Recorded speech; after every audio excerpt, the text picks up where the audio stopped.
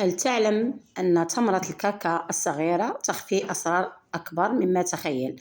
ما ستسمع الآن سيصدمك ويجعلك تنظر لها كصيدلية طبيعية في مطبخك.